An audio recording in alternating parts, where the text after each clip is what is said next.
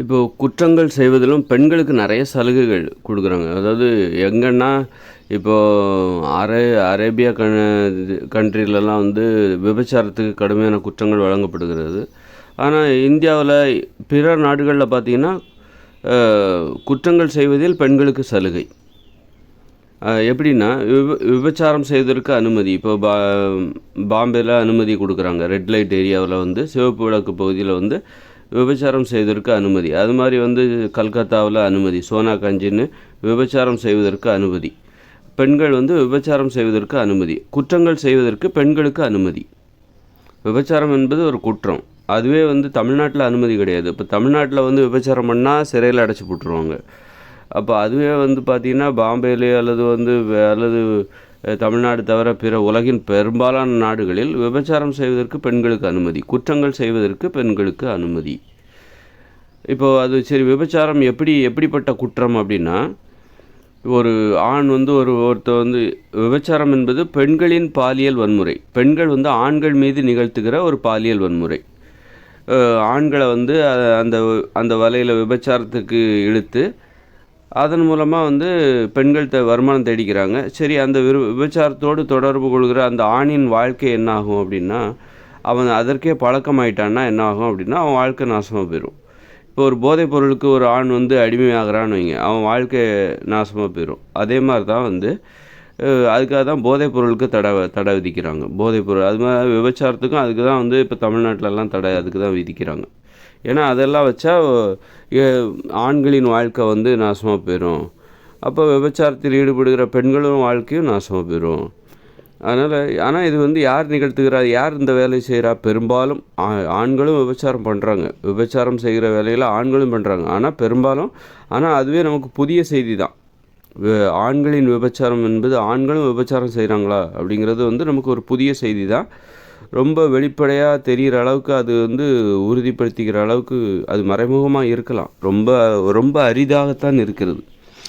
அப்போ விபச்சாரம் என்பது அது பெண்கள் செய்கிற ஒரு குற்றம். பெண்கள் வந்து ஆண்கள் மீது நிகழ்த்துகிற ஒரு வன்முறை, பாலியல் வன்முறை.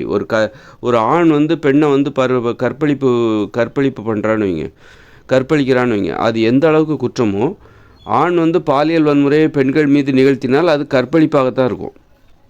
இப்போ ஒரு ஆண் கூப்பிட்டா பெண்கள்லாம் வரமாட்டாங்க. பெண்கள் கொஞ்சம் கட்டுப்பாடாக இருப்பாங்க. அதனால் பெண்கள் ஆண் கூப்பிட்டா வரமாட்டாங்க. அதுவே வந்து பெண்கள் கூப்பிட்டா ஆண்கள் போயிடுவாங்க. ஆண்கள் வந்து எல்லோரும் போகமாட்டாங்க. ஆனால் விவரம் தெரியாது நிறைய பேர் வந்து பெண்கள் கூப்பிட்டாலே போயிடுவாங்க. அந்த அளவுக்கு வந்து அது பாலியல் உறவோட அந்த தன்மை அப்படி இருக்குது. அப்படி இருக்கும்போது ஒரு ஆண் வந்து பாலியல் வன்முறையில் ஈடுபடும் பொழுது அவன் அந்த ஒரு பெண்ணை வந்து இப்போ ஆணின் விருப்பத்துக்கு தகுந்த மாதிரி பெண்கள் அப்படியெல்லாம் வரமாட்டாங்க. அப்போது என்ன பண்ணுவான், அவன் பலவந்தப்படுத்தி கற்பழிப்பு இது போன்று வன்புணர்வில் ஈடுபட்டால் மட்டும்தான் அவன் அந்த பெண்ணின் மீது பாலியல் வன்முறையை நிகழ்த்த முடியும். ஆனால் பெண் வந்து ஒரு ஆணை வந்து அந்த மாதிரி பலவந்தப்படுத்தணுங்கிற அவசியம் இல்லை. கூப்பிட்டாலே நிறைய ஆண்கள் வருவதற்கு நிறைய வாய்ப்பு இருக்குது. அப்படி இருக்கும்போது பெண்கள் வந்து பலவந்தப்படுத்தி ஒரு ஆணை கற்பழிக்கணும் அப்படிங்கிற அவசியம்லாம் கிடையாது. வன்புணர்வில் ஈடுபட்டு தான் ஒரு ஆணை மடங்க வைக்கணுங்கிற அவசியம் கிடையாது. அப்போ பெண்கள் என்ன பண்ணுறாங்கன்னா, சும்மா விபச்சாரம் ஈஸியாகவே வந்து ஒரு ஆணின் மீது பாலியல் வன்முறை நிகழ்த்த முடியும். அப்போ பாலியல் வன்முறை பார்த்திங்கன்னா, இப்போ கற்பழிப்புக்கும் ஒரு பெண்களின் விபச்சாரம் அதுவும் பாலியல் வன்முறை தான். ரெண்டுமே ஒன்று தான். ஆனால் இருந்தாலும் கற்பழிப்புங்கிறது ஒரு பெண்ணின் விருப்பம் இல்லாமல் ஒரு ஆண் வந்து அந்த பெண்ணின் மீது வன்புணர்வில் ஈடுபடுகிறான். ஆனால் விபச்சாரம் என்பது என்னென்னா, ஒரு பெண்ணின் விருப்பத்தோடு அங்கு பாலியல் ஒரு ஆணின் விருப்பத்தோடு பெண்கள் வந்து என்ன பண்ணுறாங்க, விபச்சாரத்தில் ஈடுபடுகிற பெண்கள் வந்து ஒரு ஆணின் விருப்பத்தோடு அந்த ஆணின் மீது வன்முறையில் அந்த ஆணை வந்து வன்முறையில் ஈடுபடுகிறார்கள். அப்போ ஆணின் விருப்பம் தானே, விருப்பத்தோடு தானே போகிறாங்க. அதனால் அதை நம்ம அனுமதிச்சிடலாமா? ஏன் போதைப்பொருள் பழகிறது கூட தான் விருப்பத்தோடு தான் அந்த போதைப்பொருளை பயன்படுத்துகிறாங்க. அது மட்டும் ஏன் நீங்கள் தடை சொல்கிறீங்க? விபச்சாரம் என்பது குற்றம் அப்படின்னா விபச்சாரம் என்பது இப்போ வந்து போதைப்பொருளை நம்ம எதுக்கு தடை பண்ணுறோம்? அது விருப்பத்தோடு தானே போய் அந்த போதைப்பொருளை பயன்படுத்துகிறாங்க. இப்போ விருப்பம் இருந்து விட்டால் அது சரியாகி விடுமா? அப்போ சில வன்முறைகள் என்பது விருப்பத்தோடு நடக்கும். விருப்பத்தோடு அந்த வன்முறைகள் நடக்கும். இப்போ கற்பழிப்பு கூட சில டைமில் மிரட்டி கூட கத்தியால் குத்திடுவேன், இல்லை கொலை பண்ணிடுவேன், ஆசைக்கு உடன்படாட்டால் நான் உன்னை கத்தியால் குத்திடுவேன் அப்படின்னு கூட வந்து அந்த ஆண் வந்து ஒரு பெண்ணின் மீது அந்த வரும் வன்புணர்வில் கற்பழிப்பு போன்ற நிகழ்வுகள் நடப்பதற்கு வாய்ப்பு இருக்குது. அது மாதிரி விபச்சாரமும் ஒரு கற்பழிப்புக்கு இணையான பாலியல் வன்முறை தான். ஆனால் அது நடக்கிற முறை தான் வேறு, அதோட தன்மை தான் வேறு.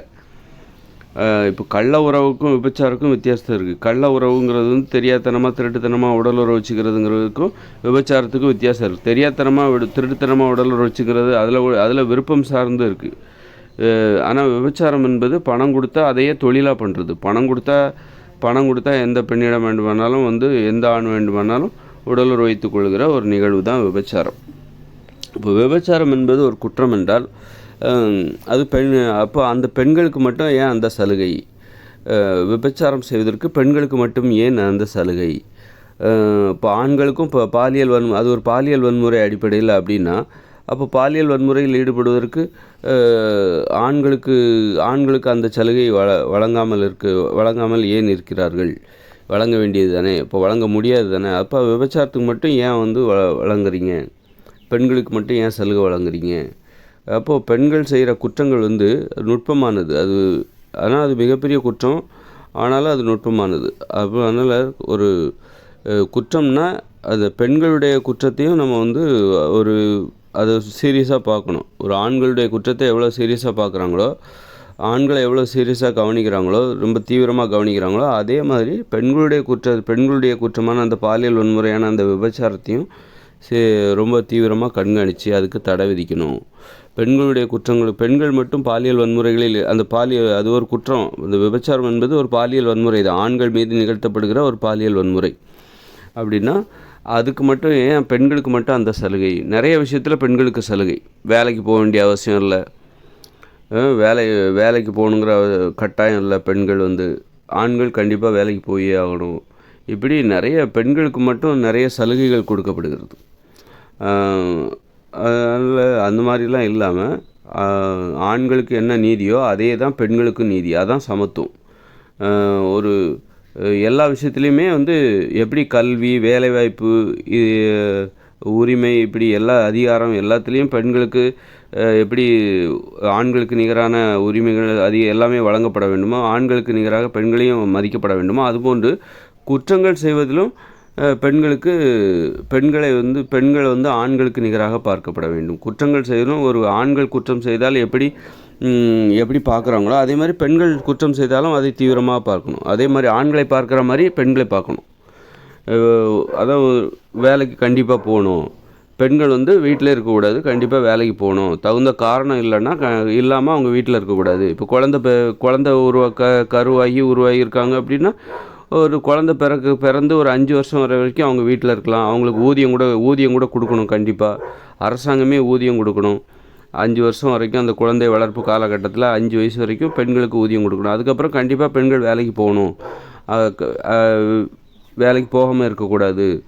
அது மாதிரி விபச்சாரத்துக்கெல்லாம் தடை விதித்து விட வேண்டும். இப்படி எந்த விதத்துலையும் பெண்களுக்கு சலுகைகள் பெண்கள் என்கிற காரணத்திற்காக சலுகைகள் அளிக்கப்படக்கூடாது. ஆண்களுக்கு நிகராக அனைத்து விஷயங்கள்லையுமே ஆண்களுக்கு நிகராக பார்க்கப்பட வேண்டும் பெண்கள். விபச்சாரத்தை வந்து இன்னொரு கோணத்துலையும் பார்க்கணும். பெண்கள் தங்கள் மீது நிகழ்த்தி கொள்கிற வன்முறையாக பார்க்க வேண்டும் விபச்சாரத்தை. இப்போ தங்கள் மீது தாங்களே நிகழ்த்தி கொள்கிற ஒரு பாலியல் வன்முறை விபச்சாரத்தை நம்ம அப்படி பார்க்கணும். விபச்சாரம் என்பது பெண்களாகிய தங்கள் மீதே தாங்களே நிகழ்த்தி கொள்கிற ஒரு பாலியல் வன்முறை அப்படின்னும் நம்ம அதை பார்க்கணும். ஆண்கள் மீது அல்லது பெண்கள் வந்து தங்கள் மீதும் ஆண்கள் மீதும் நிகழ்த்தி கொள்கிற ஒரு பாலியல் வன்முறை அப்படின்னு கூட நம்ம அதை பார்க்கலாம். அந்த வகையில் வந்து அப்போது பெண்களை பாதுகாக்கணும். பாலியல் வன்முறைகளிலிருந்து இப்போ ஒரு கற்பழிப்பு அப்படின்னா அந்த மாதிரி விஷயத்தில் பெண்களை பாதுகாக்கணும். பாலியல் வன்முறைகளிலிருந்து பெண்களை பாதுகாக்க வேண்டும் என்கிற அக்கறை வந்து இப்போ அரசாங்கத்துக்கு இருக்குது, மக்களுக்கு இருக்குது. அப்படின்னா அப்போ விபச்சாரமும் பெண்கள் மீது பெண்களே நிகழ்த்தி கொள்கிற தங்கள் மீது ஒரு தற்கொலை தான். அது தங்கள் மீது தாங்களே நிகழ்த்தி கொள்கிற ஒரு பாலியல் வன்முறை. அப்போ ஒருத்தர் தற்கொலை பண்ணிக்கிற மாதிரி தான். பிறரை கொலை செய்வதற்கும் தன்னைத்தானே ஒருத்தர் கொலை செய்வதற்கும் உள்ள வேறுபாடு. இப்போ கற்பழிப்புங்கிறது பிறரை கொலை செய்வதற்கு ஒரு இணையான ஒரு குற்றம் என்றால், இப்போ விபச்சாரம் வந்து தன்னைத்தானே கொலை செய்து கொள்கிற தற்கொலை செய்து கொள்கிற ஒரு நிகழ்வு. அப்போ தன்னைத்தானே கொலை செய்து கொள்வதற்கு மட்டும் அனுமதி கொடுத்து விடலாமா? அப்போ விபச்சாரம் என்பது அப்படிப்பட்டதாகத்தான் இருக்குது. அதனால் வந்து அப்போ அது பெண்கள் மீதான பாலியல் வன்முறைகளில் இது இன்னொரு வகை. பெண்கள் மீதான பாலியல் வன்முறை என்பது ஆண்களாலும் நிகழ்த்தப்படும், பெண்களே தங்களுக்கு தாங்களே நிகழ்த்தி கொள்கிற ஒரு பாலியல் வன்முறையாகவும் நம்ம அந்த விபச்சாரத்தை பார்க்கணும். ஆக வந்து ஒரு பொதுவாக நம்ம பெண்கள் மீதான பாலியல் வன்முறைகளிலிருந்து பெண்களை பாதுகாக்க வேண்டும். பெண்கள் மீதான பாலியல் வன்முறைகளிலிருந்து பெண்களை பாதுகாக்க வேண்டும். அப்போ பெண்கள் மீதான பாலியல் வன்முறைகள் என்பது யாரால் நிகழ்த்தப்படுகிறது? ஆண்களாலும் நிகழ்த்தப்படுகிறது, பெண்களாலும் நிகழ்த்தப்படுகிறது. ஆண் பெண் இருவராலும் பெண்கள் மீது பாலியல் வன்முறை நிகழ்த்தப்படுகிறது. இப்போ ஆண் வந்து எப்படி பெண் மீது பாலியல் வன்முறையில் ஈடுபடுறான்? பலாத்காரம் செய்வதன் மூலமாக, கற்பழிக்கிறது மூலமாக, வன்புணர்வில் ஈடுபடுவதன் மூலமாக பாலியல் வன்முறைகள் ஈடுபடுறான். பெண்களை அடித்தாலே வந்து அது பாலியல் வன்முறை தான். அடிக்கிறது, அவமானப்படுத்துறது, எல்லாமே வந்து திட்டி அதாவது அவமானப்படுத்துகிற நோக்கத்தில் பெண்ணை திட்டுவது, இது எல்லாமே பாலியல் வன்முறை தான். அப்போ பெண் மீது எப்படியெல்லாம் பாலியல் வன்முறை, ஆண் பெண் இருவருமே பெண்கள் மீது பாலியல் வன்முறைகளில் ஈடுபடுகிறார்கள். அப்படின்னா ஆண் வந்து கற்பழிக்கிறது, வன்புணர்வு, இது போன்ற செயல்களில், அப்புறம் அடிக்கிறது, இது போன்ற அடிமைப்படுத்துவது, இது எல்லாமே பாலியல் வன்முறை தான். அடிமைப்படுத்துறதும் பாலியல் வன்முறை தான். அப்போது பெண் வந்து எப்படி அப்போ ஆண்களும் பெண்கள் மீது பாலியல் வன்முறைகள், அதுமாதிரி பெண்களும் பெண்கள் மீது பாலியல் வன்முறைகளில் அதுதான் விபச்சாரம். பெண்கள் வந்து தங்கள் மீதே பாலியல் வன்முறைகளில் ஈடுபட்டு கொள்கிறார்கள். பெண்களும் அந்த பெண்களை வந்து விபச்சாரத்தில் தள்ளுவதற்கு பெண்களும் வந்து உதவியாக இருக்காங்க. அப்படின்னா அப்போது பெண்களை பாதுகாக்க வேண்டும், பாலியல் வன்முறைகளிலிருந்து பெண்களை பாதுகாக்க வேண்டும் என்றால் பாதுகாக்க வேண்டும். அதான் அது யார் நிகழ்த்தினா என்ன? இப்போ ரெண்டு பேருமே நிகழ்த்துறாங்க பாலியல் வன்முறைகள். இப்போ விபச்சாரமும் ஒரு பெண்கள் மீதான ஒரு பாலியல் வன்முறையாக பார்க்க வேண்டும். ஆண்கள் மீதான, ஆண் பெண் இருவர் மீதான ஒரு பாலியல் வன்முறையாக விபச்சாரத்தை பார்க்க வேண்டும். அப்போ அடிப்படையில் நம்ம வந்து பாலியல் வன்முறையிலிருந்து பெண்களை பாதுகாக்க வேண்டும் என்கிற நோக்கத்தோடு நம்ம அதை பார்க்கும்போது, பெண்கள் மீது யாரெல்லாம் பாலியல் வன்முறைகள் ஈடுபடணும், ஆண் பெண் இருவருமே ஈடுபடுறாங்க. ஆண் வந்து வன்புணர்வு, இது போன்ற விஷயங்களில் ஆணின் பாலியல் வன்முறை வேறாகவும், பெண்கள் எப்படி பெண்கள் மீது பாலியல் வன்முறைகளில் ஈடுபடுறாங்கன்னா, இந்த மாதிரி விபச்சாரம் மூலமாக விபச்சாரத்தில் ஈடுபடுத்துவதன் மூலமாக சில பெண்கள் வந்து இளம் பெண்களை வந்து விபச்சாரத்தில் ஈடுபடுத்துவாங்க, அல்லது பெண்களை விரும்பியும் அந்த விபச்சாரத்தில் போவாங்க. அப்போ பெண்களும் வந்து பெண்கள் மீது பாலியல் வன்முறைகளில் ஈடுபடுகிறார்கள். இப்போ ஓரின சேர்க்கை, அது பெண்கள் வந்து பெண்கள் மீது நிகழ்த்துகிற அதுவும் ஒரு பாலியல் வன்முறை தான். அதனால் வந்து பொதுவாக பெண்களை வந்து பாலியல் வன்முறைகளிலிருந்து பாதுகாக்க வேண்டும் என்கிற அடிப்படையில், அப்போ பெண்களை பாதுகாத்துட்டா ஆண்களுக்கும் பாதுகாப்பு கிடைச்சிரும். விபச்சாரம் என்பது ஆண்கள் மீதான ஒரு பாலியல் வன்முறையாகவும் இருக்குது. அப்படின்னா பெண்களை பாதுகாத்து விட்டால், பாலியல் வன்முறைகளிலிருந்து நாம் பெண்களை பாதுகாத்து விட்டால், அப்போது அதில் வந்து ஆண் பெண் இருவருமே பாதுகாக்கப்படுவார்கள் அப்படின்னு.